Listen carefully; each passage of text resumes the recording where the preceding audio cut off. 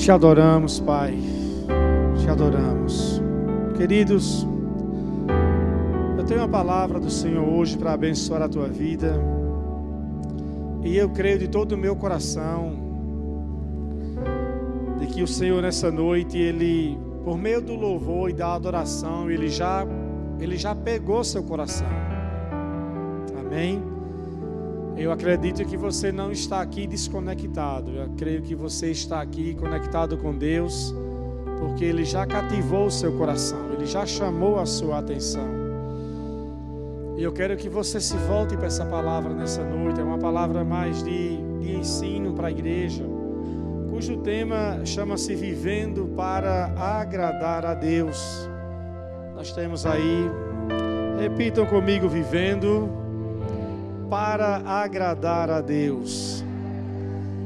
Quantos aqui vivem e querem continuar vivendo para agradar a Deus?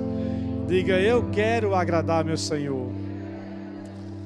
Então nós vamos ver isso hoje além de palavras. Nós vamos ver isso hoje além de um desejo do coração.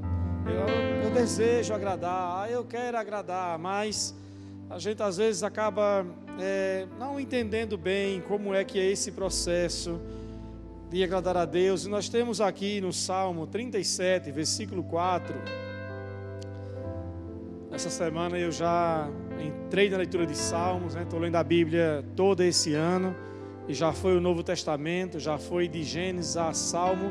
Cheguei no Salmo capítulo 50 essa semana, e acredito que até julho vai dar para concluir a leitura da Bíblia para esse ano 2021.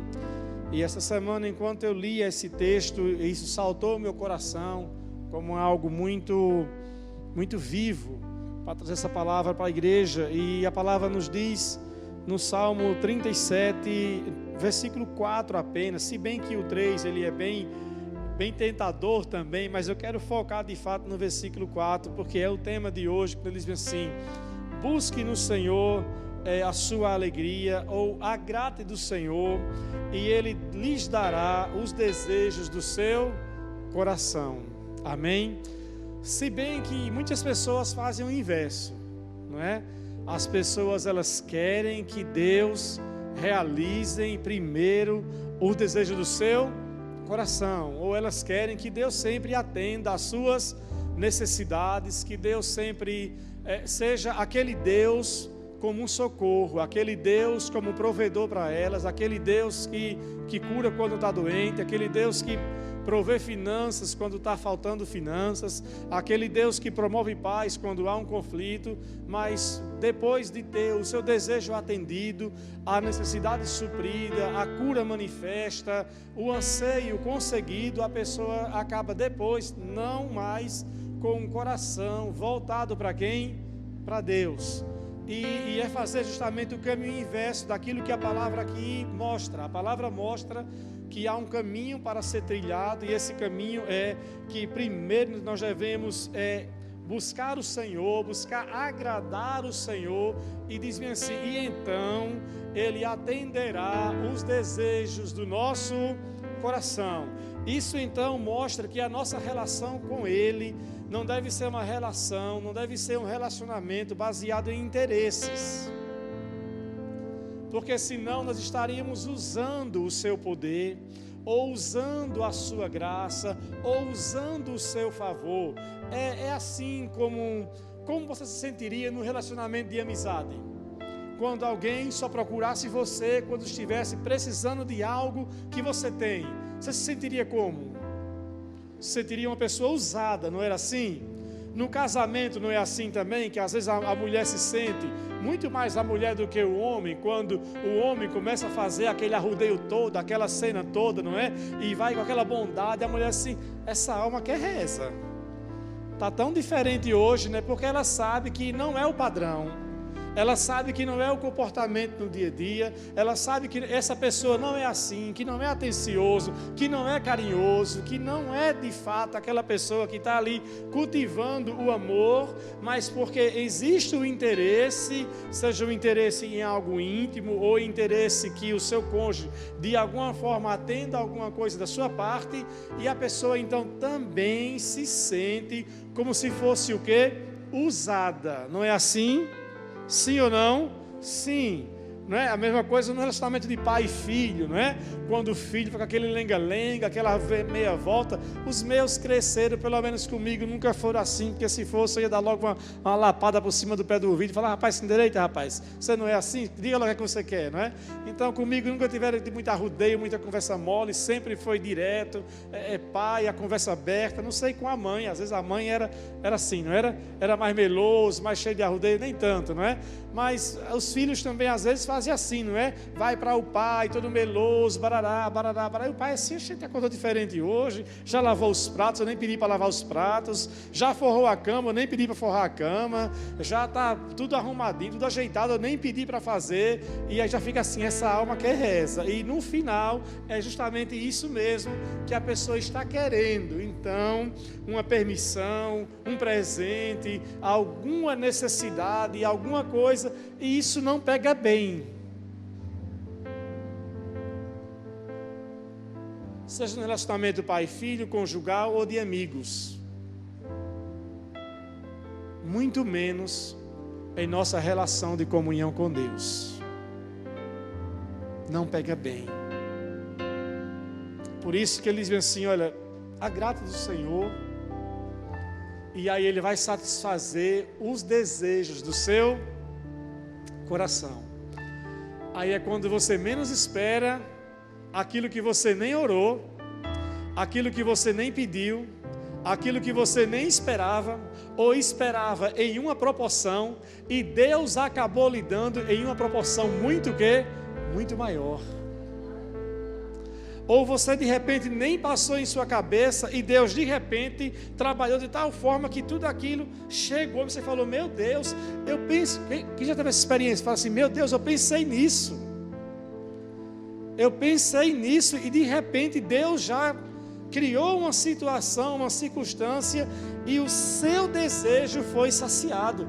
E eu sempre digo assim: Deus, Ele é tão generoso, Ele é tão abençoador, que Ele não nos dá apenas o sorvete, Ele dá o sorvete com a calda por cima. Ele dá o pacote completo, a bênção completa para o nosso deleite. Você diz assim: veja a minha bondade, mas nada feito com uma relação em troca. Amém?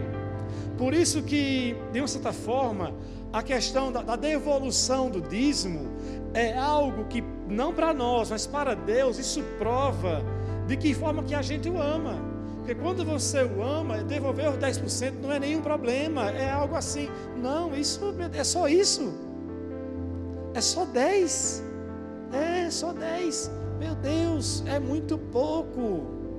Mas quando a pessoa não tem essa revelação desse amor por Deus, 10 é o quê? É muito, não é muito, é muito. Tirar 10% vai fazer falta do meu orçamento. Mas quando você tem uma relação de amor e você vive para agradá-lo, não há entraves, tudo flui. Amém? E eu quero que vocês entendam que na Bíblia não há um registro de uma lista detalhada de tudo o que devemos fazer para agradar a Deus. Não existe. Nós pegamos verdades na Bíblia, princípios, que se praticarmos, certamente agradaremos a quem? A Deus. Mas não há uma lista em nenhuma passagem na Bíblia dizendo bem assim: pronto, é isso aqui, se você fizer isso e mais isso, você já agradou a Deus. Porque, irmãos, francamente, se houvesse uma lista na Bíblia bem detalhada de tudo que pudéssemos fazer para agradá-lo, a gente fazia, irmãos. Nós iríamos procurar fazer de ponta a ponta, mas muito mais de uma maneira o quê? Religiosa. Tipo assim: eu já fiz a minha parte, eu já fiz a minha obrigação. Como tem pessoas que de uma maneira religiosa elas pensam assim: ah, eu já fui domingo para a igreja, fiz a minha obrigação. Não é assim? Ah, eu já rezei, eu já orei, eu já fiz a minha o quê? Obrigação. Então isso mostra que não há na verdade um relacionamento. E na Bíblia nós temos registro de pessoas que de alguma forma essas pessoas captaram o coração de Deus por meio de um relacionamento íntimo com Ele, e elas entenderam o que deveria fazer para agradá-lo. Amém? Não foi Deus quem exigiu que elas fizessem nada. Não foi Deus que colocou na parede, que fez uma ameaça: se você não fizer, eu coloco você no leito. Não. Há registro na Bíblia de pessoas que captaram o coração de Deus por meio de um relacionamento, que elas entenderam que elas tinham que dar uma resposta por tanto amor, dar uma resposta mediante aquilo que elas conheceram de Deus, e tomaram a decisão de viver para agradar a Deus. Não só por uma questão de obediência ou de submissão, mas ela entenderam assim: não, tudo que eu fizer, toda a minha vida vai girar em torno disso. A minha maneira de ver, de ser e de fazer as coisas vai ser sempre por esse ângulo, procurando, sobretudo, agradar a quem? A Deus. Nossa, isso faz toda a diferença. Quando você pauta a sua vida dessa maneira: não, aquilo que eu sou, como eu vou enxergar as coisas, e aquilo que eu vou fazer, eu quero fazer para agradar a quem? A Deus. Então isso nos tira de uma relação de interesse, isso nos tira de uma relação com Deus de de comodismo, porque você não vai procurar fazer a sua vontade, você vai procurar fazer sempre a vontade de quem? De Deus, custe o quanto custar. Você diz: não, se é isso que Deus está querendo da minha vida, eu vou dar. Se Deus quer o meu coração por inteiro, eu vou dar por inteiro. Se Deus quer o meu serviço, eu vou dar o meu serviço. Se Deus quer o meu talento, eu vou dar o meu talento. Se Ele quer a minha vida por completo, eu vou me doar por inteiro. Eu vou procurar pautar a minha vida dessa maneira, porque o que eu mais quero nessa terra é viver para agradar a quem? A Deus. Quantos querem viver assim? Por isso que o tema é viver. O tema é esse: vivendo para agradar a Deus. Porque não é somente por um ato único que você faz, se bem que tem decisões que você toma que agrada a quem? A Deus. Mas é uma caminhada. É uma caminhada. E em cada estação da sua vida, Deus está requerendo uma coisa. Não é assim? Em cada estação da vida, solteiro, casado, com filhos, sem filhos, trabalhando, com empresa, sem empresa, estudando, sem estudar, na faculdade, fora dela, fazendo curso, aonde você estiver, em qualquer fase da sua vida, Deus sempre está requerendo algo de você. E você só vai perceber isso em uma relação de íntima comunhão com Ele. Daquilo que você vai entender que você tem que abrir mão, daquilo que você vai entender que você tem que encaixar a sua vida, de modo que tudo que você faz, aquilo que você é sempre visando: não, eu quero agradar a Deus. Está vendo quando a gente fala que viver para agradar a Deus é muito mais do que você seguir uma lista de coisas? Nós vamos ver hoje 3 personagens bíblicos, e o primeiro deles é Enoque. Eu já falei aqui em outras pregações sobre Enoque, e eu quero falar hoje um pouquinho sobre Enoque. Tendo Enoque como um homem que tinha uma vida comum, com responsabilidades familiares e tantas outras coisas para fazer, mas que de alguma forma ele se voltou para Deus, e a partir deste momento ele decidiu viver para agradar a Deus. Quantos aqui sabem quem é esse personagem chamado Enoque? Levanta a mão. Quem sabe? Levanta a mão mais, quem é Enoque? Ok. Está onde? Na Bíblia, né? Em Gênesis, capítulo 5. Vamos ver algumas coisas interessantes. Primeiro sobre Enoque. Diz bem assim a Bíblia sobre Enoque. Gênesis capítulo 5, versículo 21 em diante, diz bem assim, olha só o que diz. Aos 65 anos, gerou Matusalém. Quem aqui tem 65 anos? Alguém tem 65 aqui? Nenhum idoso? Nenhum 65? Hã? Não, a Eliane está lá embaixo, né? Não vi essa parte, não. Está aí? Ah, beleza. 64, né? Desculpa aí. Gênesis capítulo 5, versículo 21, diz bem assim. Aos 65 anos, Enoque gerou Matusalém. Depois do nascimento de Matusalém, olha o que diz. Enoque viveu em comunhão com quem? Com Deus por mais 300 anos e teve outros filhos e filhas. Enoque viveu 365 anos, andando em comunhão com Deus, até que um dia desapareceu, porque Deus o levou para junto de si. Então, a Bíblia mostra aqui, irmãos, que Enoque tinha uma vida, o quê? Comum. E a Bíblia quando diz bem assim, que aos 65 anos, você poderia pensar bem assim, poxa, Enoque também decidiu se voltar para Deus e viver para Deus, já numa idade bem assim, bem avançada. É isso mesmo? Para hoje sim, para aquela época, não. Se você imaginar que o filho de Enoque, Matusalém, viveu 969 anos, então 65 ele era ainda assim bem jovenzinho, porque naquela época eles viviam muito mais. Naquela época não tinha McDonald's, não tinha Coca-Cola, então não tinha pizza, não tinha muita coisa ruim, não tinha muita alimentação, não tinha, né, tanto estresse, tanta coisa da vida. Então por isso que ele viveu. Mas a Bíblia mostra esse tempo aqui, esse divisor de águas bem assim, que foi aos 65 anos. Então isso mostra que por um certo tempo na sua vida, Enoque levou a sua vida do seu próprio modo. Sim, levou a sua vida como ele queria levar, tocando a sua vida, a sua juventude.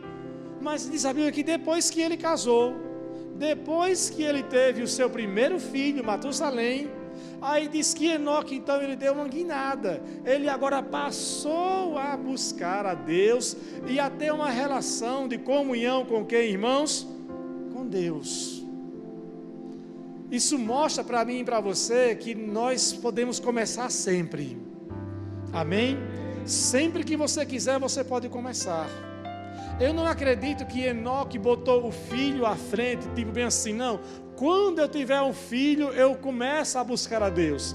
Mas depois que ele teve o filho, foi aí que foi o ponto de partida. Depois que ele veio o primeiro filho, foi agora que ele começou a perceber que ele precisava se voltar para quem?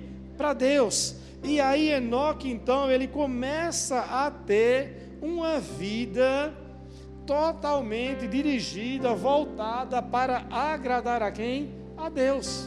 E você pode pensar bem assim, mas pastor, mas nessa época também era mais fácil, porque nessa época não tinha pecado como não tem hoje. Nessa época não tinha internet, nessa época não tinha Netflix, não tinha YouTube, não tinha tanta coisa ruim, nessa época não tinha tanta carnalidade como se tem hoje. Não, irmão, já tinha. Se você olhar, sair do capítulo 5 e entrar no capítulo 6 de Gênesis, o que é que há no capítulo 6? A história de quem? De Noé. Noé, por sua vez, que foi bisneto de Enoque.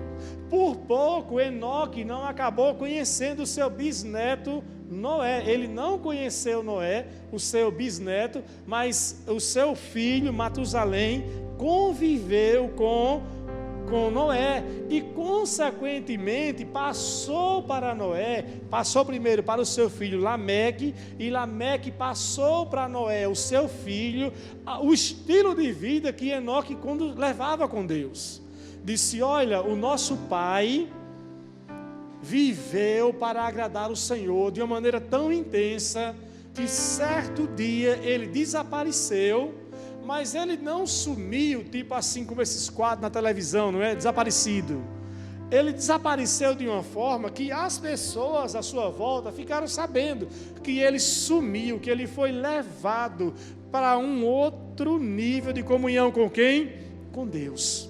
Eu acredito que Enoque chegou a falar para a sua família: olha, eu estou desfrutando de uma comunhão tão intensa com Deus, está sendo algo tão maravilhoso, tão prazeroso, eu estou vivendo tão íntimo com Deus, que eu não sei não, eu acredito que qualquer hora eu vou ser arrebatado, e se isso acontecer, não pense que eu morri, não pense que eu fui embora daqui, se eu não aparecer mais, saiba que Deus me levou. E assim aconteceu. Diz a Bíblia que Deus o tomou para si. Irmão, você sabe o que é isso?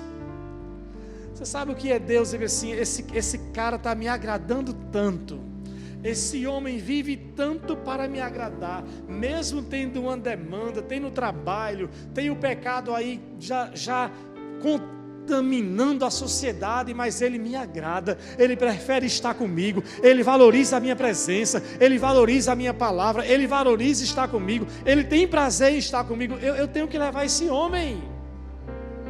Então Enoque viveu para agradar a Deus, mas não foi como se ele fosse alguém assim alienado do mundo.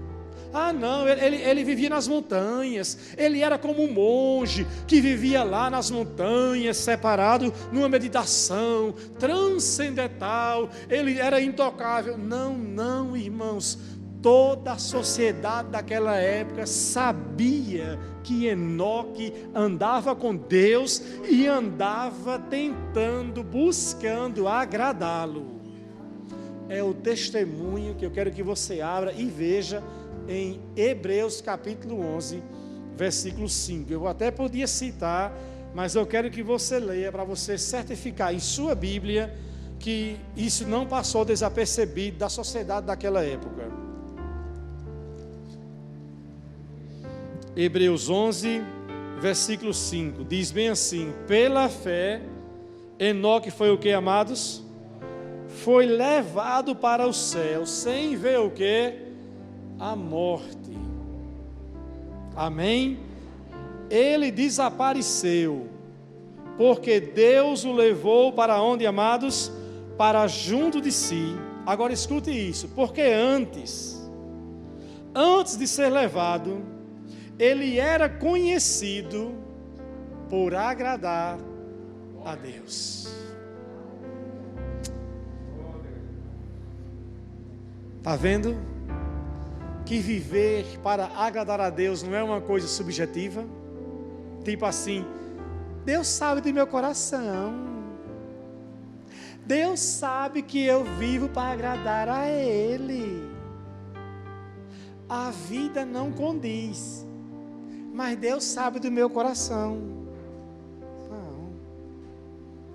Não é uma questão de coração, é uma questão de conduta.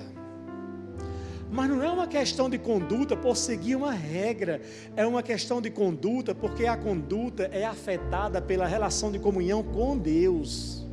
E quando você tem uma relação de comunhão íntima com Deus, Deus afeta a sua conduta de tal forma que as pessoas à sua volta, elas percebem que você anda com Deus, que o que você faz sempre é visando agradar a quem? A Deus. Isso vai agradá-lo, vai glorificá-lo, vai ser bom. Eu tenho que fazer isso mesmo? Sim, eu tenho que fazer. Então, se é para agradar o meu Deus, eu faço. Enoque teve anos e anos, porque aos 65 anos foi quando ele decidiu, irmão, se voltar para Deus. Mas a Bíblia diz bem assim, veja no capítulo, novamente de Gênesis, no capítulo 5, que aqui mostra um tempo. Diz bem assim, que aos 65 anos, ele gerou Matusalém. Então, partir desse tempo, foi que ele então começou a buscar a Deus. E aos 365 foi quando Deus o tomou para si. Então ele não teve só assim uma fração. Enoque não foi aquele cara que viveu numa gangorra. Enoque não foi aquele cara que ele teve um lapso para agradar a Deus e depois teve uma vida duvidosa. Não, ele viveu por 300 anos testemunhando para as pessoas que valia a pena viver para agradar a Deus. E você imagina então que ele chega para o seu filho, para Matusalém, e fala: Matusalém, viva por agradar a Deus. Matusalém, viva por servi-lo, por amá-lo, por colocá-lo à frente de tudo, acima de tudo. E ele então causa um impacto no seu filho. O seu filho então cresce com essa concepção, com essa influência, com essa maturidade. Tem o seu filho Lameque, passa a influência para Lameque. Lameque tem um filho chamado Noé e passa a influência do mesmo jeito. Então não é algo que você fala bem assim: ah não, mas Deus sabe que eu me esforço para agradá-lo, mas é um esforço que não se transforma em ações.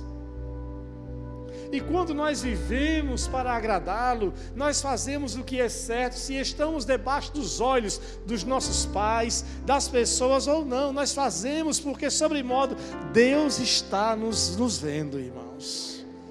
E essa concepção que eu quero que vocês tenham, de ter uma vida que de fato agrada a Deus. Eu quero ajustar, eu quero organizar a minha vida, porque nós chegamos no Evangelho, cada um de uma forma. Nós chegamos no Evangelho com uma vida esbagaçada, outros chegam no Evangelho relacionamento, chega com alguma deficiência no caráter, com vício, com prisões, com relacionamento quebrado, com a vida quebrada, mas ao passo que a gente vai recebendo a palavra de Deus, a gente vai ajustando a nossa vida de acordo com a palavra, de tal modo que possamos agradá-lo em tudo. E as pessoas à nossa volta vão perceber que essa é a nossa conduta. Quantos podem dizer amém? Eu agora quero falar de um outro personagem. Eu sei que eu elevei o padrão.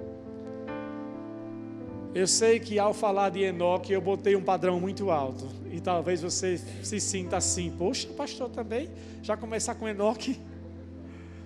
Tipo assim, não tem um meio termo, não.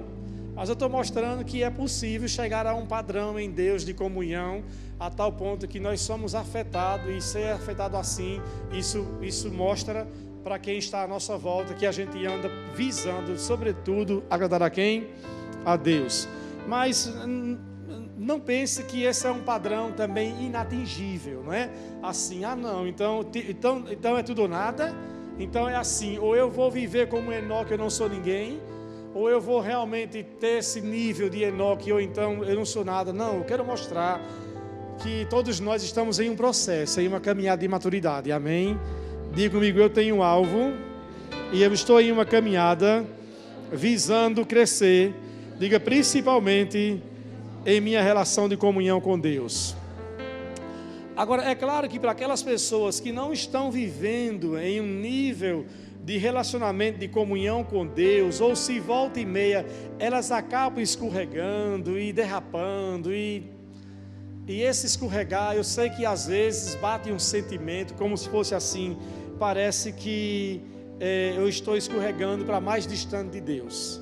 E por mais que eu me esforce, por mais que eu procure fazer a coisa certa, sempre que eu caio, sempre que eu erro, é como se eu fosse me colocando cada vez mais distante do Senhor. Mas eu quero dizer para você que nunca é tarde para você recomeçar. Amém? Que é possível viver para agradá-lo. Eu quero que você tenha calma, que você entenda que você está em uma caminhada, que não estamos medindo aqui ninguém, estamos apenas mostrando a palavra, apontando um caminho, dizendo para você que é possível viver para agradar a Deus, que mesmo tomando essa decisão, você pode errar, e certamente vai errar. Eu vou falar sobre isso, mas é importante que você entenda que o que vai mais dominar o seu coração é o sentimento de que eu estou vivendo para agradar a quem? A Deus. E que se de alguma forma eu errar e desagradá-lo, isso, entre aspas, é até bom, digamos assim, não é bom o erro, mas o bom é a percepção, porque isso mostra que você de fato tem uma distinção na sua mente daquilo que agrada e daquilo que não desagrada. O bom não é o erro, mas o bom é a percepção do erro. Vamos falar sobre Davi. Atos capítulo 13.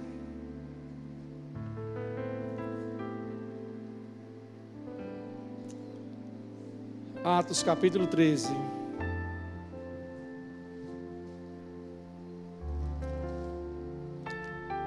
Todos encontraram já? Versículo 22 diz bem assim, de Atos 13: Mas Deus removeu Saul e colocou em seu lugar quem? Davi, a respeito de quem disse: Davi, filho de Jessé, é um homem segundo o meu coração, e ele fará tudo aquilo que for da minha vontade, ou tudo aquilo que me agrada. E é interessante, irmãos, quando a gente olha para esse testemunho que o próprio Deus é quem dá a respeito de quem? De Davi. Sim ou não? Então, o que você imagina depois que Deus dá um testemunho desse a respeito de Davi? Encontrei a Davi, filho de Jessé, um homem segundo o coração, que me agrada, que vai fazer tudo o que for da minha vontade. Você vai dizer bem assim, pô, depois de um testemunho desse, ele viveu em perfeição. Sim ou não? Não, a impressão que dá é essa. Se você conhece a história de Davi, você vai ver que não foi assim. Mas se você não conhece a história de Davi e ouve o que Deus está falando a respeito dele, olha, eu encontrei Davi, filho de Jessé, um homem segundo o meu coração, que fará tudo o que for da minha vontade. Você, nossa, esse cara aí, esse aí, Deus encontrou o top, encontrou outro Enoque agora, pronto. Esse aí já vai ser também arrebatado, mas não foi assim. Deus não via Davi como perfeito. Deus não nos vê como perfeitos. Diga comigo, Deus não me vê como perfeito. Só dando uma entre parênteses, se for no conceito da palavra original, teleios, completo, por essa linha, etc e tal, sim, mas não estou falando nesse aspecto. Eu estou falando na perfeição, ao ponto de você não errar, porque o perfeito seria isso, você nunca vai errar. O perfeito não erra, mas Deus não nos vê dessa maneira perfeita, a ponto de dizer assim, não, esse aí nunca vai errar. Eu coloco a minha mão no fogo para dizer bem assim, esse nunca vai errar. Não, não é por aí. Todos nós podemos errar e certamente erraremos, sim ou não? Alguns erram em áreas, digamos, menos grave, e outros erram em áreas mais graves. E de acordo com a gravidade do erro e da extensão do dano por causa do erro, haverá um andor de consequências, sim ou não? Sim. Mas de alguma forma a gente sempre erra, a gente sempre escorrega em alguma coisa, se bem que com o decorrer da caminhada, da vida cristã, a gente vai aprendendo, vai amadurecendo, e os erros vão o que, irmãos? Vão diminuindo, sim ou não? Sim, principalmente porque você vai entendendo que há uma vida para ser levada que vai agradar a Deus. Então, quando Deus falou que Davi seria um homem segundo o seu coração, Deus não tinha em mente a expectativa de que Davi seria perfeito. Mas Deus, conhecendo o coração de Davi, Deus pôde enxergar que Davi tinha um coração ensinável. E é isso que faz toda a diferença.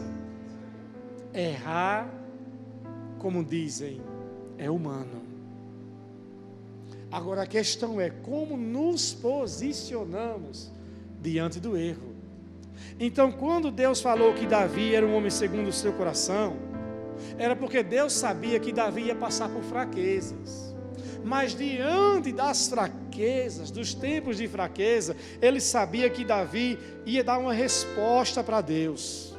Ele ia dar uma resposta com um coração maleável. Vamos para o Salmo 51. Todos nós sabemos que Davi errou, se envolveu em um adultério com Betseba. Pior do que o adultério, mandou matar o marido dela, Urias.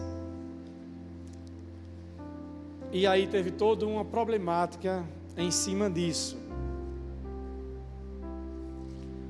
Mas no capítulo 51, Davi, sentindo o peso do seu erro, as consequências dele, principalmente porque este pecado afetou a relação entre Davi e quem? E Deus. E aí é onde eu digo que Davi era esse homem segundo o coração de Deus, porque ele tinha um coração quebrantado, porque Davi não ficou numa situação confortável. Davi não ficou assim, tipo, eu estou andando no erro, mas está de boa. Porque a moda hoje no mundo é assim, não é? A moda hoje no mundo é assim, as pessoas querem ter o estilo de vida que elas querem ter, elas querem levar a sua vida à sua própria maneira, elas querem viver as suas aventuras, os seus desejos, sem limites, não importa que tipo de relacionamento é, para assim, não, mas Deus é amor, Deus ama tudo, como até tem uma música que diz que Deus ama toda forma de amor, e não é assim, não é assim, não é assim. Existem coisas que agradam a Deus e coisas que desagradam a Deus. Então Davi, ao fazer algo que desagradou a Deus, ele não se sentiu bem. Ele se sentiu mesmo triste, arrasado. E ele chegou até a perder a alegria da salvação. E ele ora e fala assim: Deus, me devolva, me restaure, traga de volta a alegria da minha salvação. Porque o perigoso é quando a pessoa está vivendo errado e ela pensa que a seu padrão de vida é errado, Deus se agrada porque Ele é Deus e porque Ele é amor. Mas não. Nós temos que ter o sentimento daquilo que é errado. Temos que ter o sentimento quando erramos assim: meu Deus, eu errei. Irmãos, isso é bom, ter essa consciência assim.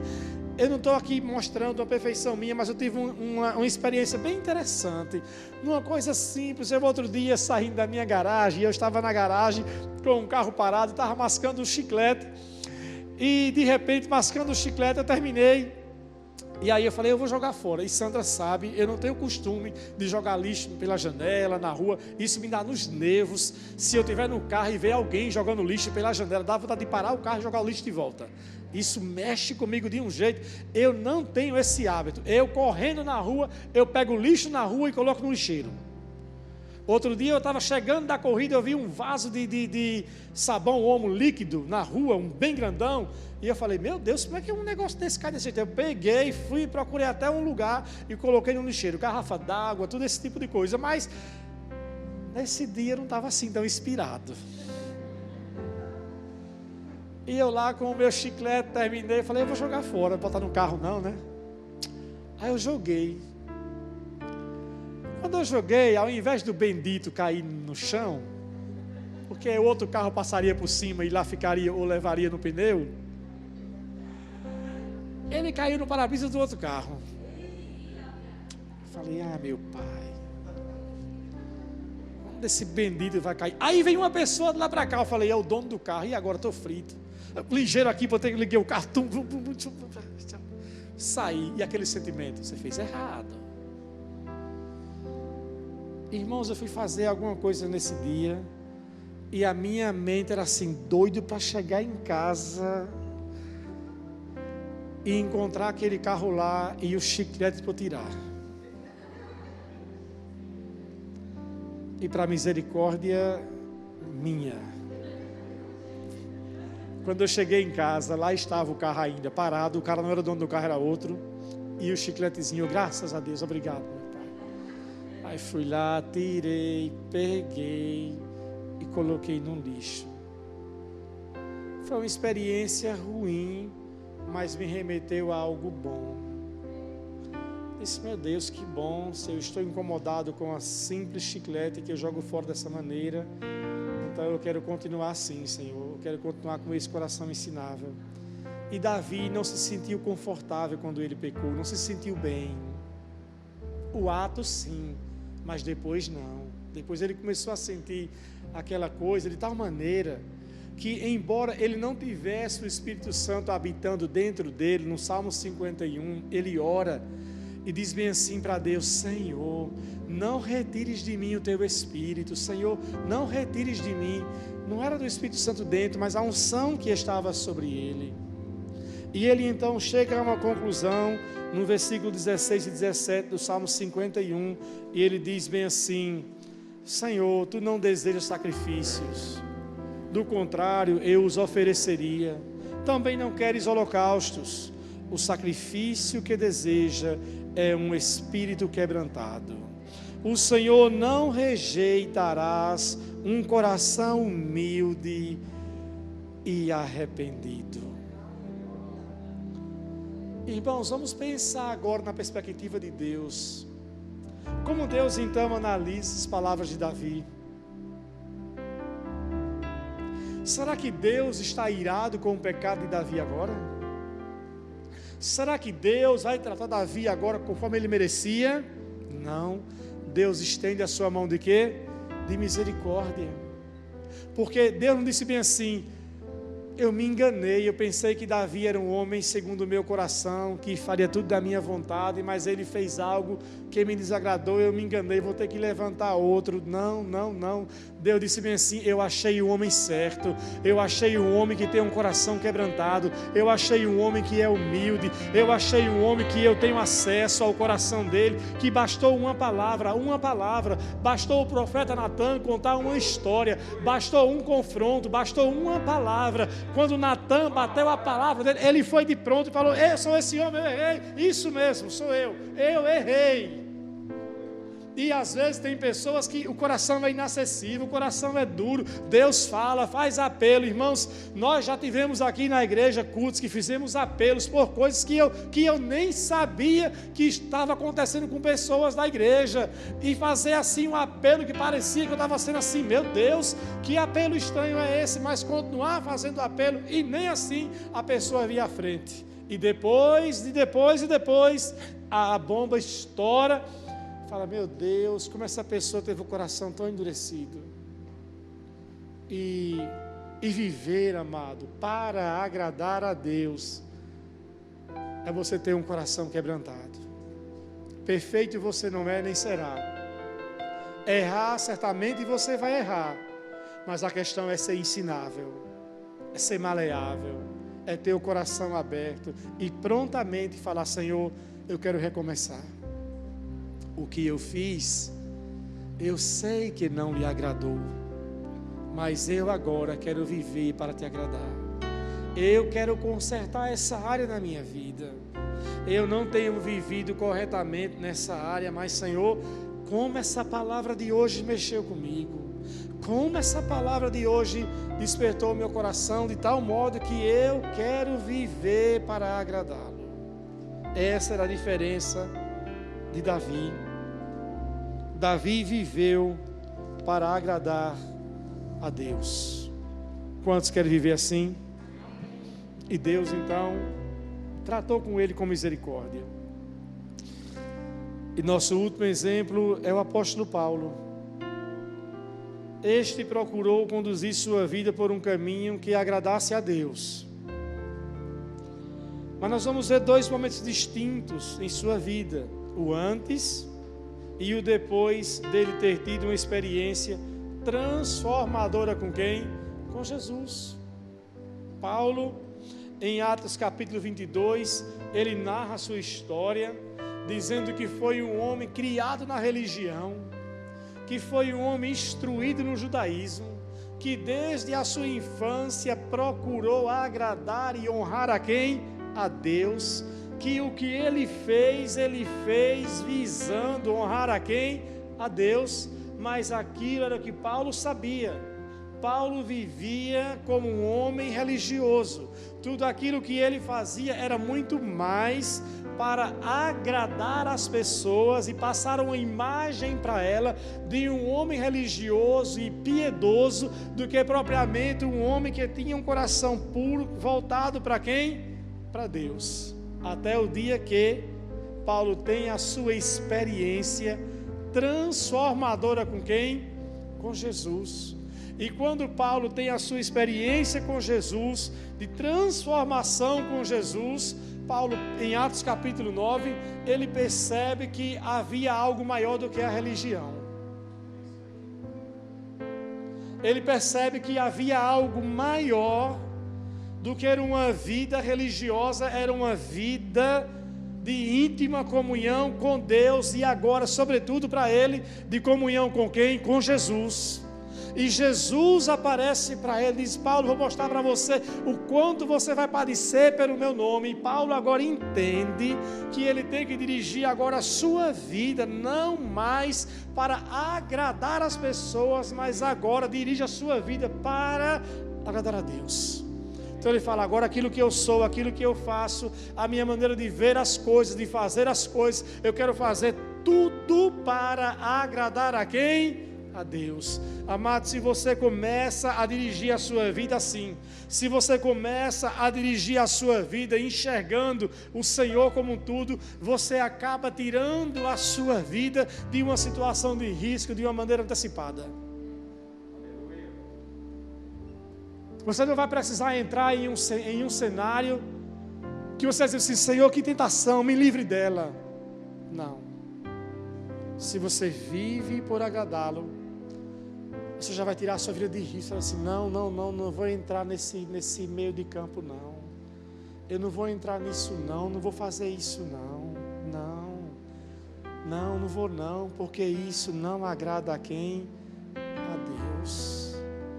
Irmãos, eu sei que nós pregamos aqui na igreja sobre temas e temas, e conforme o Espírito Santo dirige, a gente ministra, mas o tema de hoje é para produzir, não é um sopro, mas é como se fosse algo que vai estabelecer valores na sua vida inegociáveis. Amém? Você vai ter bem distinto dentro de você aquilo que você sabe que você vai fazer, que você pode fazer, que vai agradar ou desagradar a quem? A Deus. E você vai dizer: Senhor, eu quero dirigir a minha vida por esse princípio, esse é o norte da minha vida. Então, olha, trabalhe na minha vida. Trabalhe na minha vida. E aí você vai entender que viver para agradar a Deus não é algo que você faz isoladamente. Não é uma atitude repentina que você toma e depois toma 4 ou 5 contradizendo o que você tomou. Você vai dizer: Senhor, eu vou dirigir a minha vida por isso. Porque Deus não quer parte do meu coração, Ele me quer por inteiro. E se Deus tem o nosso coração por inteiro, irmãos, Ele tem tudo de nós. Você não vai lutar por coisas. Você não vai lutar por bobagens. Tipo assim: eu não sei se isso eu tenho que fazer ou se eu não tenho que fazer. Em Gálatas capítulo 2, versículo 20, Paulo disse bem assim: para mim, o viver é Cristo.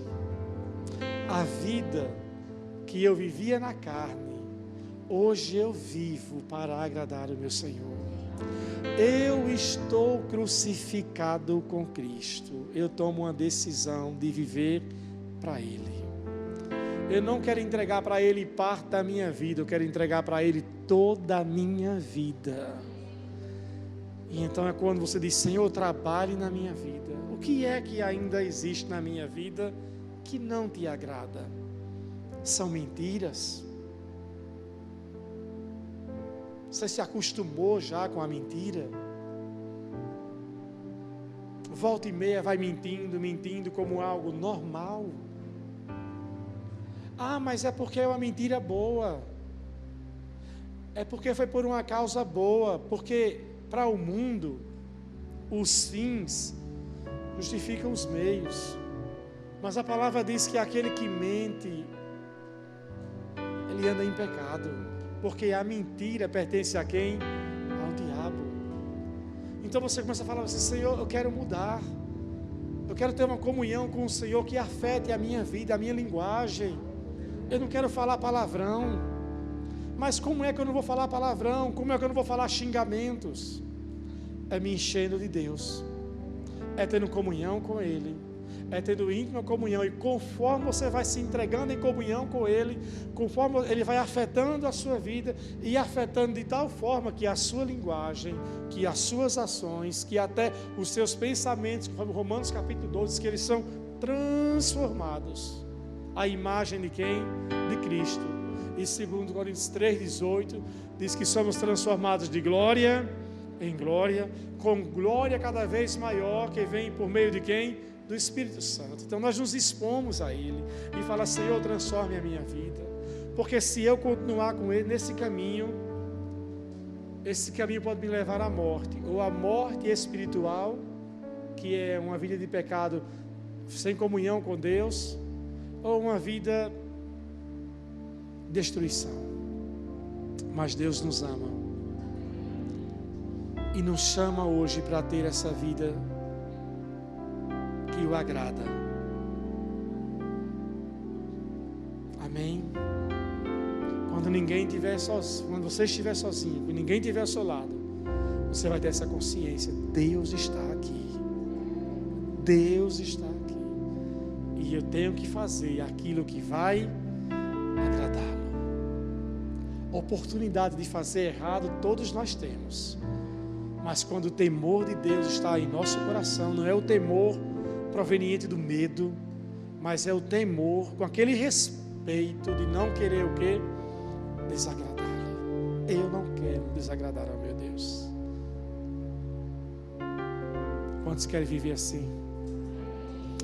Diga comigo: eu vou viver para agradar ao meu Deus, custe o quanto custar. Feche seus olhos, curve sua cabeça.